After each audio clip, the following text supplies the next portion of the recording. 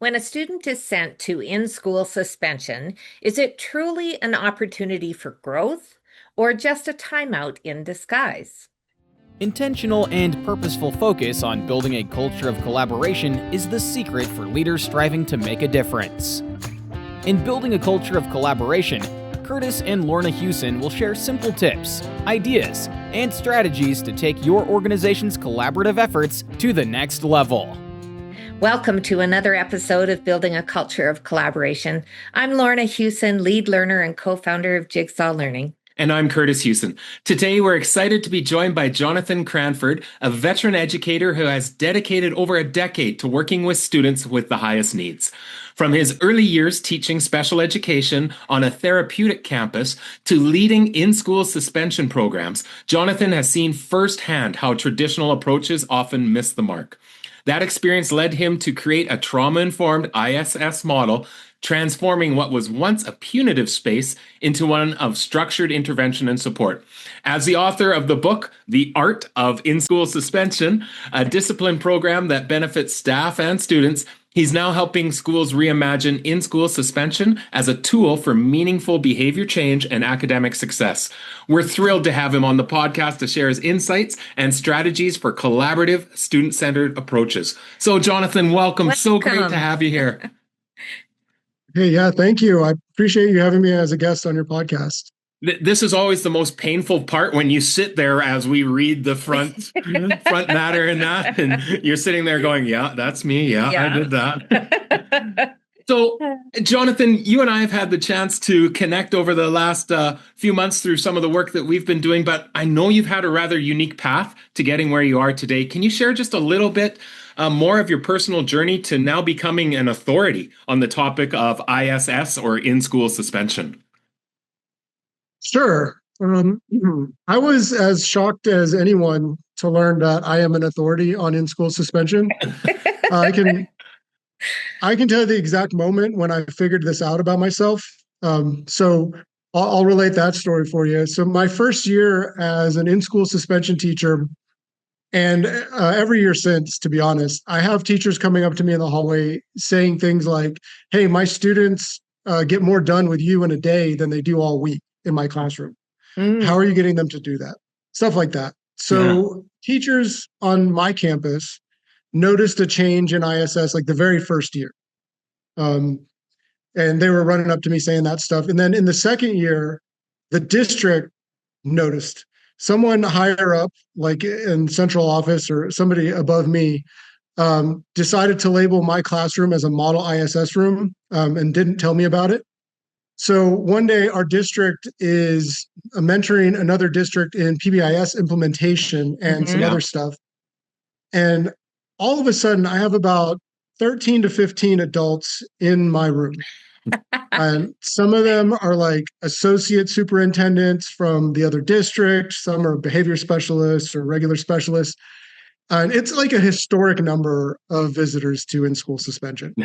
And they're all watching me and taking notes on what I'm doing. And I have never received this level of attention in my teaching career at this point. I don't think ISS has ever received this level of attention.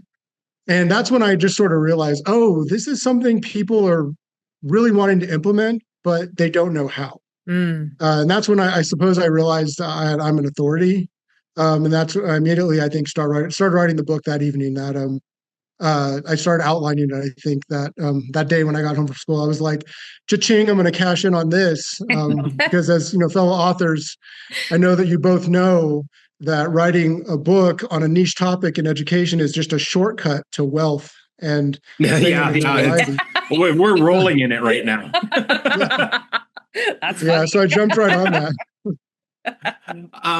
I do find it's interesting, though, that when you have to start explaining what you do naturally, there's a couple things that happen. First, you kind of have to reflect on why do I do it this way? What does that mean? What's the purpose behind it? But then once you start to write it down, it makes sense. And then to be able to share that, we found that as soon as we started writing it down, it brought us more clarity around our work and made it easier for us to kind of explain it to someone else. Did you find that as well? Oh, yeah. Writing is thinking. It really is for me and for a lot of folks. It just works my thoughts are just, once I start putting them out there, I realize, what do I agree with myself on? What do I disagree with myself on? Yeah. And then how can I organize that and bring order to the chaos? So, Johnathan, before hand over to Lorna for some questions, I think we need to clarify because there might be some schools out there listening that go in-school suspension teacher. What do you mean? Like, what does that look like? I know within my own school, smaller population, we had in-school suspensions as one of our mechanisms. But even as I was reading the book, I was going, ooh, we could have done this so much better, but we'd never be at a place of having a ISS teacher, for instance. Can you kind of describe what it looks like within your school and where you're located and size of school as well? Oh, sure. Yeah. So a lot of schools aren't going to be able to afford like a full-time in-school suspension teacher. That's just not, the school may not be the correct size for it. I think it's a wise investment, and we'll probably, at the end of this podcast, I think people will see why. But most schools just don't have it in their budget to have like a specific person for in-school suspension. They might have a paraprofessional at certain schools doing the job, which can work also just as well. I believe I've worked with some paraprofessionals that do a better job than certified school teachers. Yeah. So it just depends on the person in the training. But what that looks like in my school, I should tell you first, I'm in the Houston area. We're not one of the, we're considered a medium-sized district. We have 10 middle schools and 5 high schools. And we're about 1,300 kids at my middle school, one of the middle schools that I've worked at, and about 1,200 or 1,000 at the other.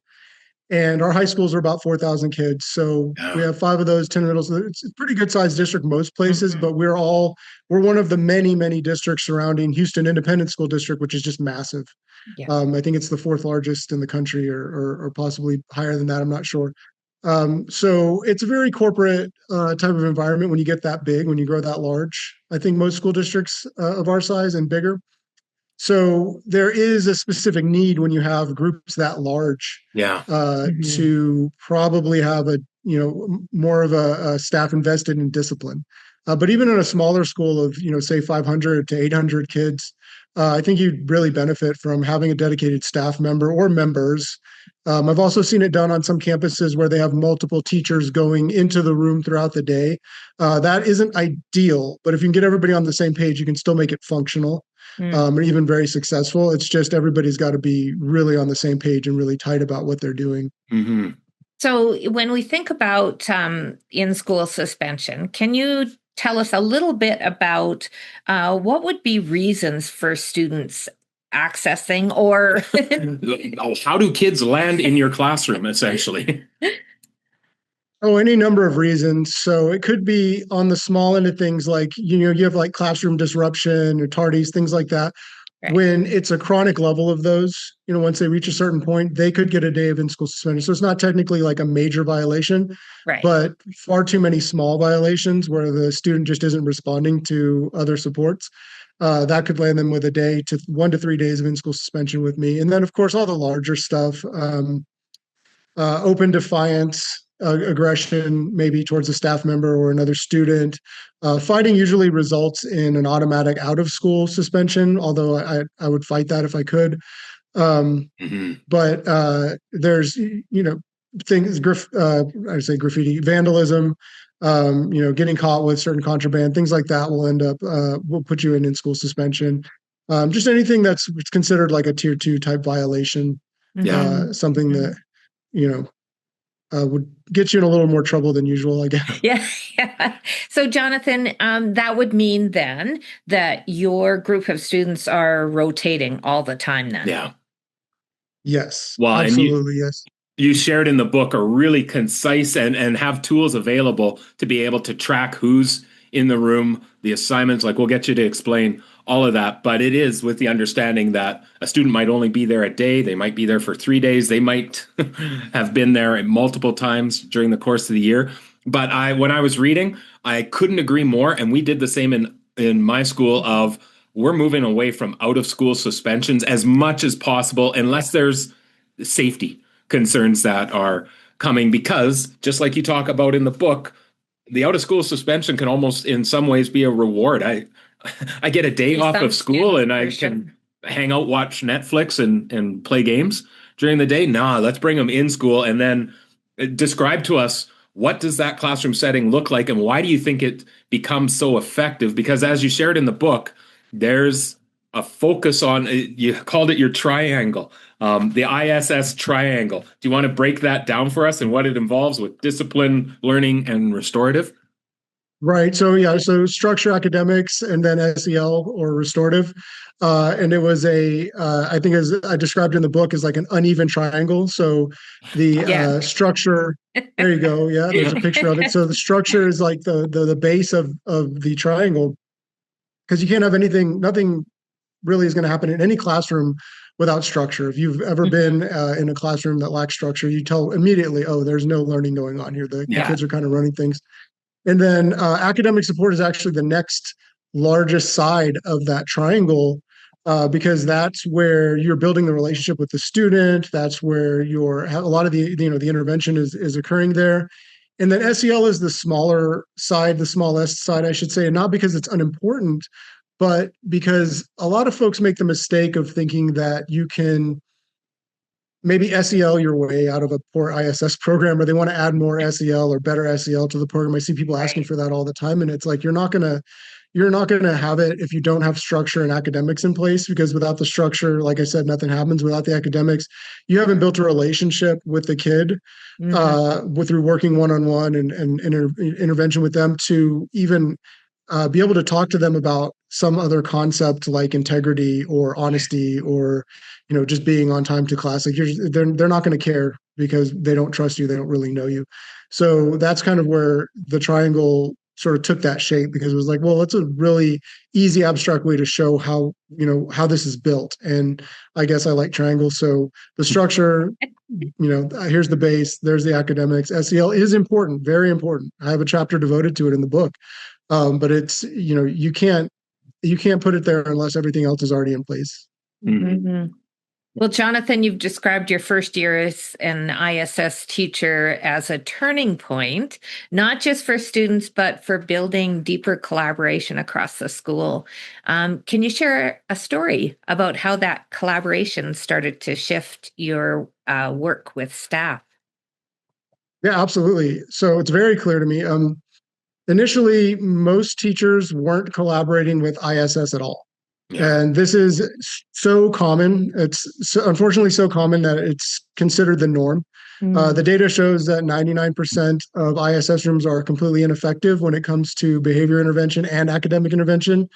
They don't even mention academics, honestly, when they talk about ISS in studies. So the track record is abysmal. So why would teachers bother sending assignments or exchanging emails with ISS when nothing ever gets done? Yeah. The work never comes back. It's just one more thing on a teacher's plate. So the shift came when we invented this radically new concept of quality work happening in the ISS room. And not just from students who like usually do their work or always do their work, but we're getting quality work done from students who never do their work. So when I could prove to the teachers that it wasn't a waste of their time, which happened very quickly, it wasn't a waste of their time to collaborate with me. The change was immediate. I had collaboration with more teachers than I knew what to do with. And then it became a challenge more to organize the room. So that's when the first 2 years of building this program were me figuring out how to apply what I had learned in my previous 7 years of teaching to this environment. And I think that prepared me very well, but it was still a very different kind of teaching, I guess you could say. Yeah. Well, and I think that's one of the keys is as I was reading and imagining this, I could see it being a case of, oh, they're in the ISS and I have no idea what goes on there, whatnot. There is no, and like you said, you don't want it to become that dumping ground where the kids go to just stare at a wall. How do we get that so that your connection and collaboration with the teachers that, it's a consequence for what's happened, but it's still a space where productivity, for a lack of a better word, can be accomplished. And I think of it as student achievement.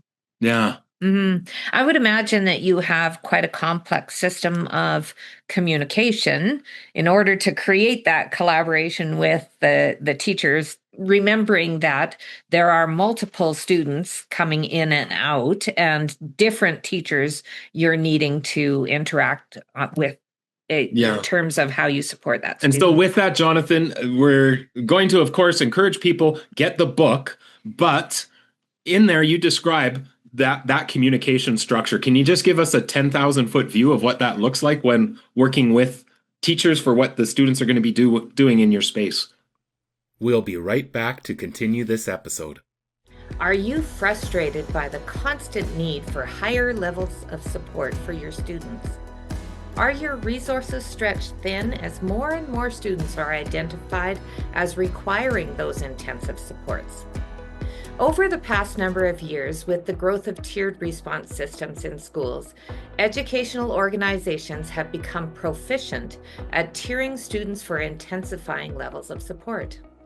However, I would suggest that we stop tiering our students. Tier how adults support those students instead. My name is Lorna Hewson, lead learner and co-founder of Jigsaw Learning. In this free webinar, I'm going to be sharing 5 considerations when developing a continuum of supports that tiers the supports, not the students. Throughout this webinar, I will share resources and samples to support your work back in your school. So excited to have you join me to learn more about shifting away from tiering our students to creating a continuum of supports that articulates how adults in the building can ensure all students' needs are met. And now back to our conversation. It looks like a spreadsheet. It's not really that fancy, honestly. It is one place where they can, and that's not all that goes on throughout the day. Obviously, that we're in email communication as well, for a lot of different things. But the majority of like, hey, what does this kid need to get done? It goes on this one spreadsheet where we have all of the kids broken down into by grade level, and so the teacher knows, when they're notified when their student is there. They get an email from either the assistant principal themselves who signed the in-school suspension, or from their secretary, and it lets them know here's the student's going to be in ISS tomorrow or for the next 3 days. Here's a link in the email that goes directly to the spreadsheet that shows that, as I said before, it's broken down by grade level and then also broken down by subject. So next to each student's name is like math, social studies, science, ELA, all the core contents, and then electives to the far right. Right. And so that teacher just knows, oh, I'm the ELA teacher for this student, so I just go put in the assignment in that slot. So that's a way we've developed doing it at the campuses I work at. And there's other ways. It doesn't necessarily have to be that, especially now with like learning management systems like Schoology or Google Classroom. A lot of times, even if a teacher doesn't put something in, I can go into the students' Schoology or Google. I'll have them come to me, bring the Chromebook, and I'll just go in there. And I don't rely necessarily on all the teachers 100% of the time, but it's nice that we have that system there, so I can know, especially when it comes to big things like quarterly assessments that have to be done at a certain class period, a certain time, otherwise the window closes for that day for that student to take that test. You don't hear of that happening anywhere in other in-school suspension classrooms. They just, if it's a testing day, like, forget about it. We'll test the kid when he comes out, or they'll, maybe the teacher will come and pull the kid. They won't ever trust the in-school suspension facilitator, whether it's a teacher or a paraprofessional, to proctor an exam, even on a Chromebook, in a lockdown browser with a kid. They just don't have the lines of communication to be able to do that successfully, or they just don't, the trust isn't there. So so you can get it done, like I said, pretty easily with a good spreadsheet. And even if all of your teachers, because you'll never get 100% collaboration with all your teachers, unfortunately, but even with the ones who don't, you kind of make it up by usually going into the student's LMS if you know how to use it. If you're trained on what Schoology looks like in the student's Chromebook, you're not gonna have too hard a time finding stuff. From there, it's just a will. Do I really want to make sure we get to 100% assignment completion for this kid for all my kids every day, and that's our minimum goal is 100% assignment completion and more. That's our minimum, not our top goal. Yeah.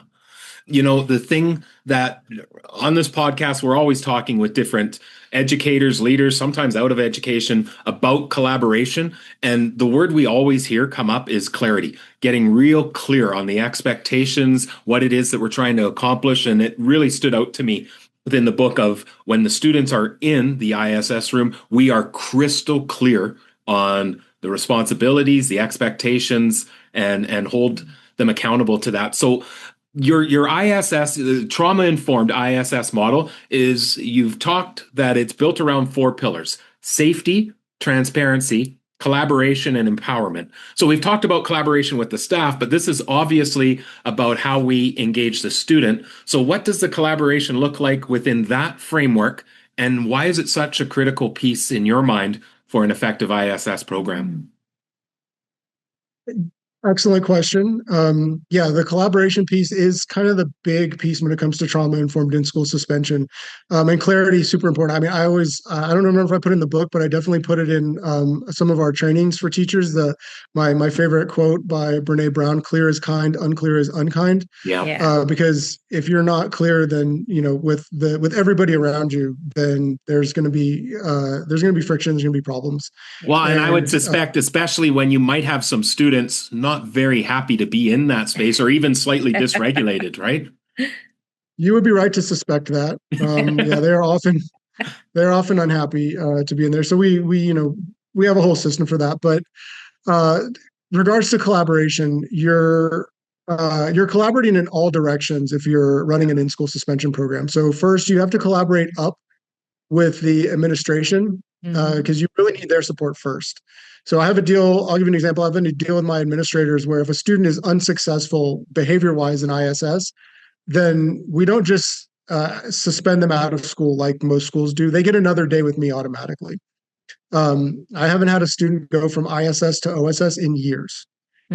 So thank you. Yeah, we also collaborate on things like length of placement for some students.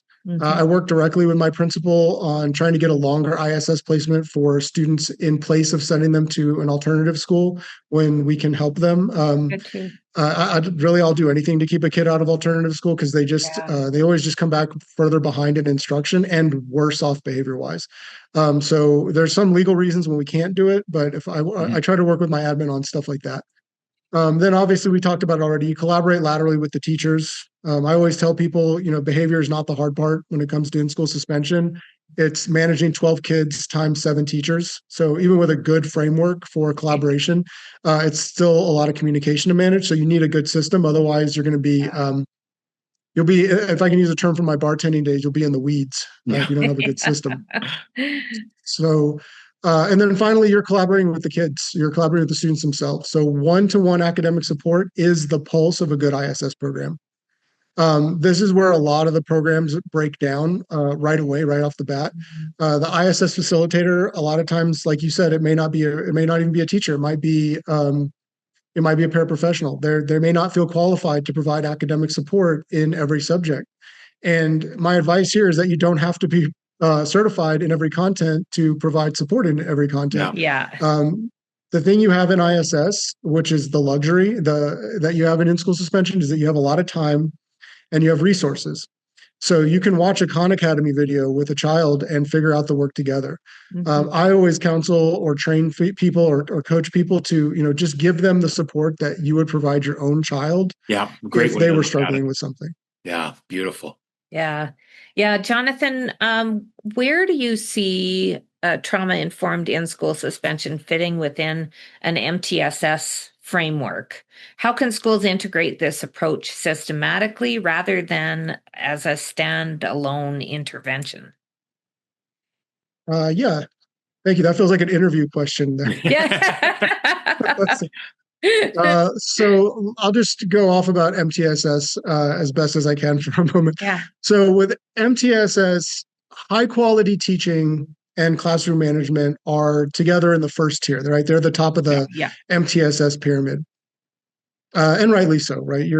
That's the bread and butter of a school. If you could, if you have high quality teaching and learning going on, that's going to be the tier level, the first top tier support, the level 1 support that everybody gets should be very high quality. ISS is a tier 2 and tier 3 intervention. So it's further down the support with MTSS. And what I've noticed at those levels is MTSS wants to split behavior support and academic support part into separate interventions. So ISS is considered a behavior support or a behavior intervention when what it is really is an opportunity for behavior and academic intervention. Yeah. They don't split behavior and academics into separate things at the tier 1 level. No. So how do you separate the two when it comes to the next levels of support, right? That part I don't understand. So ISS is only a standalone intervention because we let it be. With the levels of collaboration that we discussed earlier, it can be a seamless extension of the classroom, but it can also do quite a bit more than that. And I'm sure we'll get into that in a minute. But does that answer your question about MTSS? Yeah, okay. Absolutely. Yeah. So again, you've talked about this, and let's go a little bit deeper, Johnathan, that the ISS model that you're sharing is going from the ISS being a holding tank to high impact intervention. So I'm interested, what shifts both in mindsets and logistically are you seeing that are needed amongst the staff team to be able to make that happen? We'll be right back to continue this episode. Are you feeling alone when it comes to addressing the needs of students in your classroom or in your school? We realize that every child has their own unique set of needs. How do we possibly attend to each and every student in each and every curricular area and in each and every circumstance? Simply put, you can't do it alone. We were feeling the same way in our school, but we were determined to find a different way to support the needs of each and every one of our students.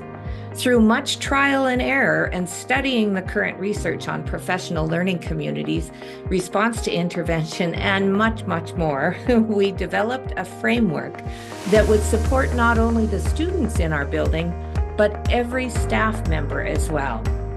Collaborative response is a framework with 3 essential components: collaborative structures and processes, data and evidence, and continuum of supports.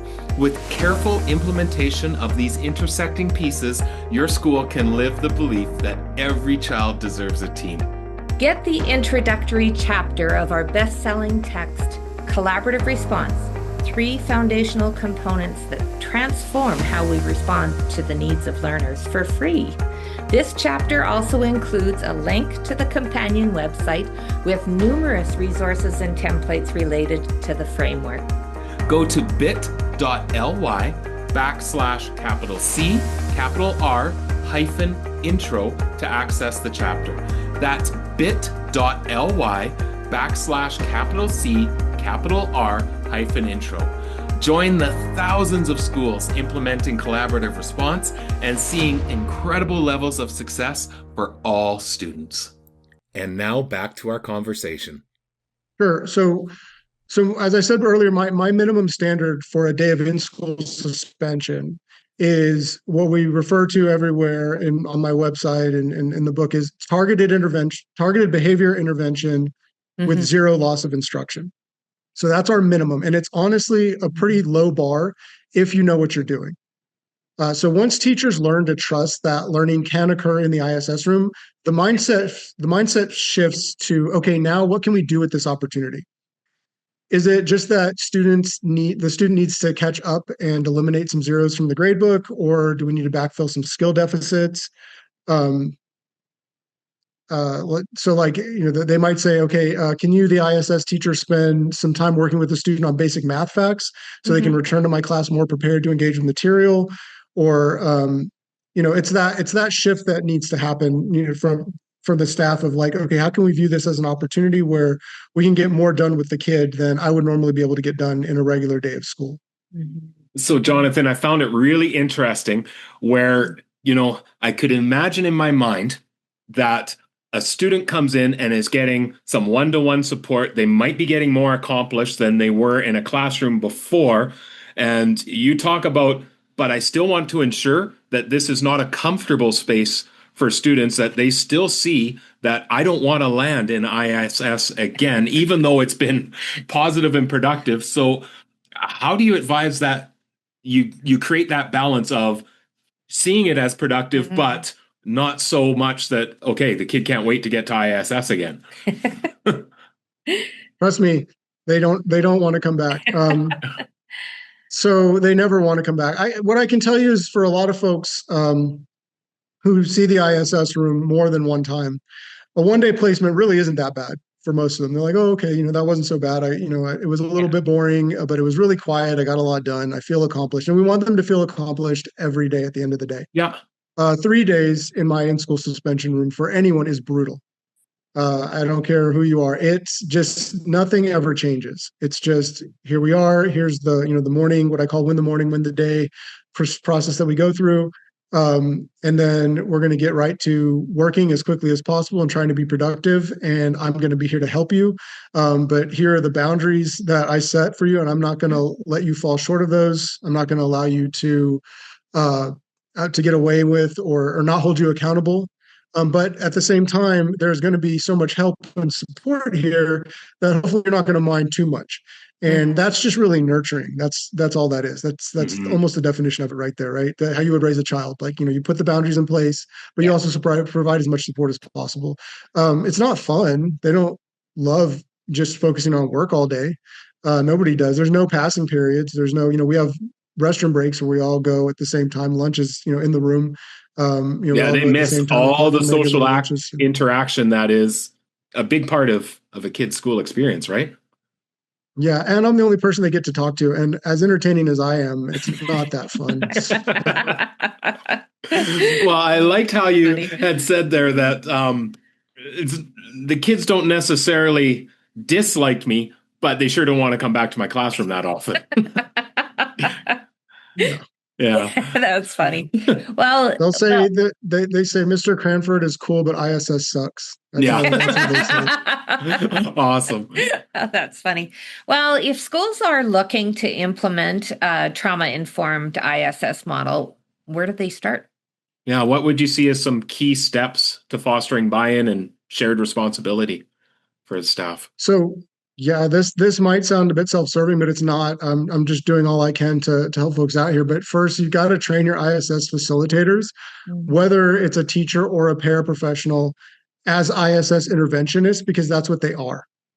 So administrators also should have some training so they know how it's supposed to look and how they can support the room. And then once students are successfully completing assignments in ISS, the buy-in is going to occur on its own for the most part. Teachers will be happy to collaborate with ISS because it's supporting them.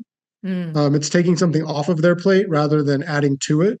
Yeah. And as a unintended side effect or consequence, the teachers are going to feel more supported by the administrators as well, because the admin are the ones assigning the discipline. And then now ISS is actually, surprise, surprise, doing something positive rather than just being, like I said, a holding tank where children are quote unquote doing time.